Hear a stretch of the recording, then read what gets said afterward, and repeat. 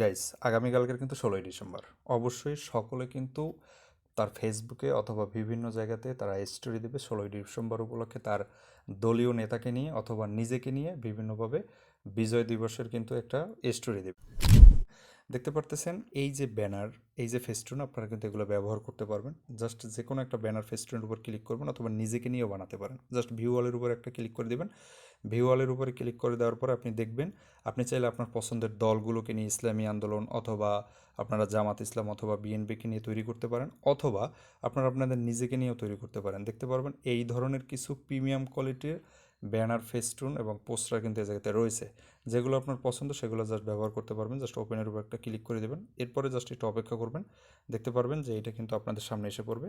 Just আপনারা আপনাদের মতো গ্যালারি থেকে জাস্ট ফটোটা এনে এই জায়গাতে এডিট করে দিতে পারেন। তো গাইজ, জাস্ট আমি গ্যালারি থেকে ছবিটা এনে এই জায়গাতে বসিয়ে দিলাম। এরপরে জাস্ট নামের উপরে ক্লিক করে জাস্ট আমি আমার নাম দিয়ে দেবো, ডান করে দিবেন। এরপর জাস্ট আপনার ঠিকানা দিয়ে দেবেন, ওকে, ডান করে দেবেন। দেখতে পারতেছেন এটা কিন্তু ডান হয়ে গেছে, জাস্ট সেভ করে নেবেন। আশা করি বুঝতে পারতেছেন কীভাবে আপনারা 16ই ডিসেম্বর বিজয় দিবস উপলক্ষে পোস্টারগুলো তৈরি করবেন। তো গাইস, এই অ্যাপটা কোথায় পাবেন? এই অ্যাপটা পাওয়ার জন্য চলে যাবেন প্লে স্টোরে। প্লে স্টোরে গিয়ে জাস্ট সার্চ করবেন FRAME frame PRO pro. Just এই অ্যাপটা দেখে কিন্তু আপনারা অবশ্যই ইনস্টল করে নেবেন। এই যে লোগো দেখতে পারতেছেন।